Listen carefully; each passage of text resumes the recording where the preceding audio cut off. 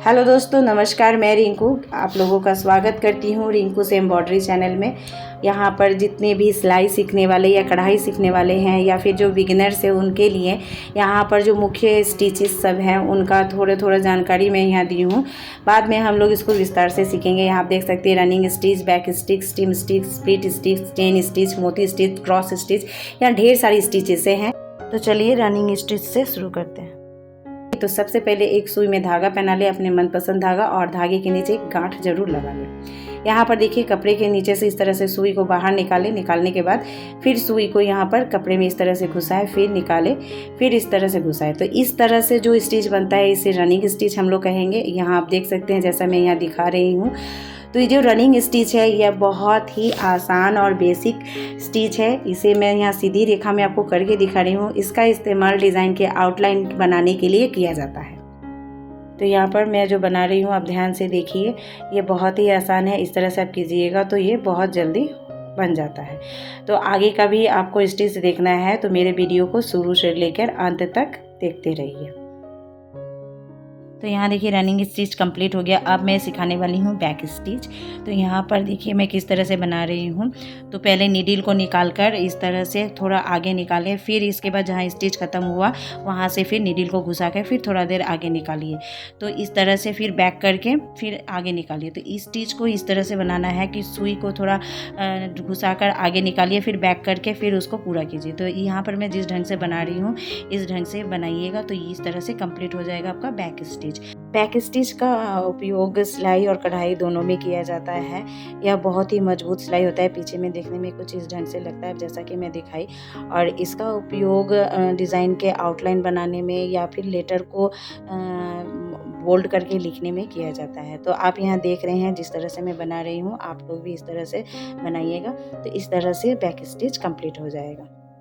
Back stitch बनाते समय इस बात का ध्यान रखें कि इसका जो दूरी हो वो एक समान हो ताकि देखने में सुंदर लगे।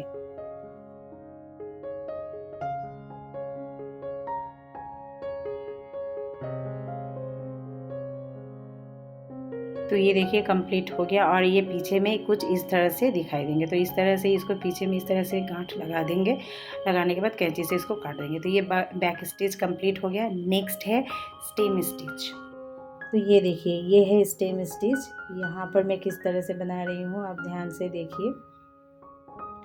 तो स्टेम स्टिच जो है ये अक्सर पेड़ पौधों के तने डाल को दिखाने के लिए उपयोग किया जाता है। इसका यूज़ कढ़ाई के विभिन्न डिज़ाइनों में, जैसे कि फूल का डिज़ाइन में जो तना या फिर जो डाल को होते हैं ना उनको दिखाने के लिए किया जाता है। धागे को हमेशा एक ही साइड में रखें जिससे स्टिच सुंदर और एक समान बने। समान दूरी होनी चाहिए हर स्टिच का। तो इस तरह देखिए स्टेम स्टिच बन गया। नेक्स्ट है स्प्लिट स्टिच।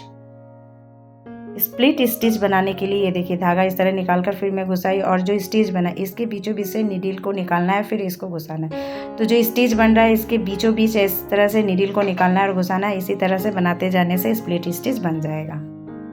तो इस तरह से स्प्लिट स्टिच बनता जाएगा। आप बनाते जाइए। देखिए मैं यहाँ पर किस तरह से बना रही हूँ।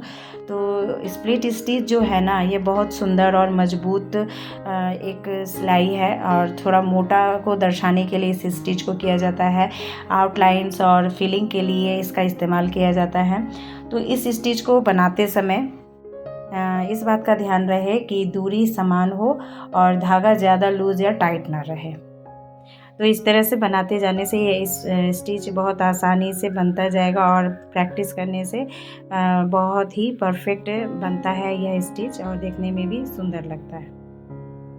तो नेक्स्ट मैं सिखाने वाली हूँ चेन स्टिच, जो कि बहुत ही सुंदर लगता है देखने में।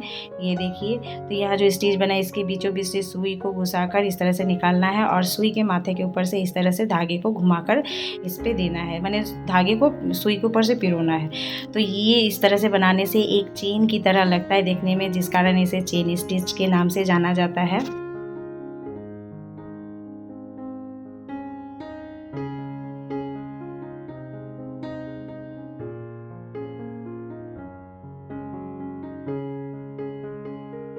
चेन स्टिच एक बेसिक और बहुत ही खूबसूरत स्टिच है।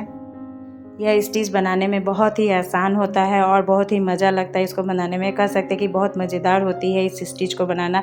तो आप भी बना के देखिएगा, आपको भी अच्छा लगेगा। किसी भी डिज़ाइन को बनाने के लिए खूबसूरत बना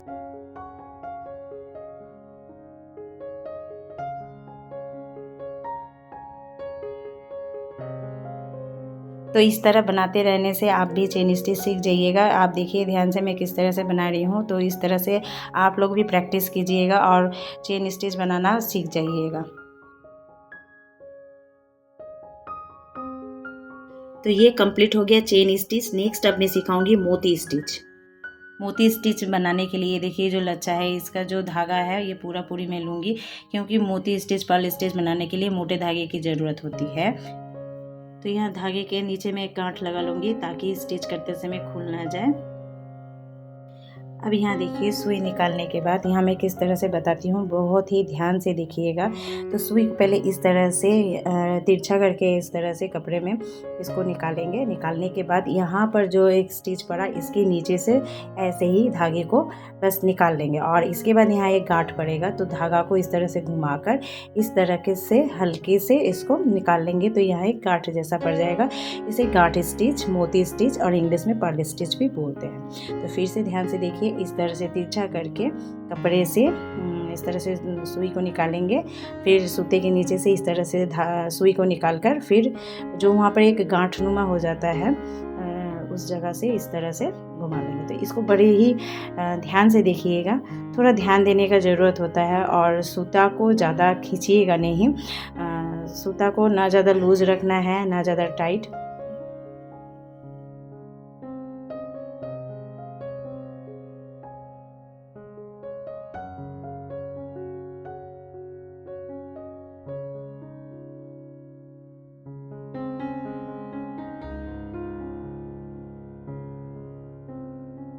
तो ये जो है ये मोती स्टिच देखने में ठीक लगता है जैसे मोती बिछे हुए हैं, आप यहाँ देख सकते हैं।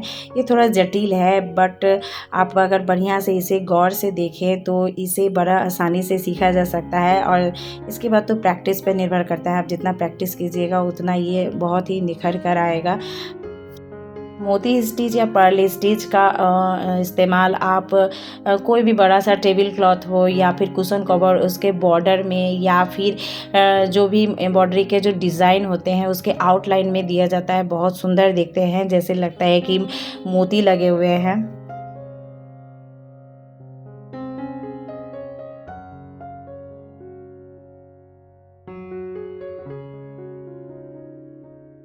इस तरह बनाने से मेरा मोती स्टिच कंप्लीट हो जाएगा। इसके अलावा भी आप देख सकते हैं यहाँ पर ढेर सारे स्टिचेस हैं। क्रॉस स्टिच है, बुलियनी स्टिच है, फ्रेंच नॉट, लेजी डेजी, इस साटिन। इसके अलावा भी बहुत सारे स्टिच हैं जो कि एक वीडियो में कंप्लीट नहीं हो सकता। मैं इनको बताऊंगी और नेक्स्ट वीडियो में, तो आप लोग मेरा नेक्स्ट वीडियो ज़रूर देखिएगा। यह वीडियो आप लोगों को अच्छा लगे तो इसे लाइक ज़रूर कीजिएगा, सब्सक्राइब कीजिएगा और शेयर ज़रूर कीजिएगा। तो आज के लिए इतना ही, फिर मिलूँगी नए वीडियो में और ढेर सारे स्टिचेसों के साथ। तब तक के लिए नमस्कार।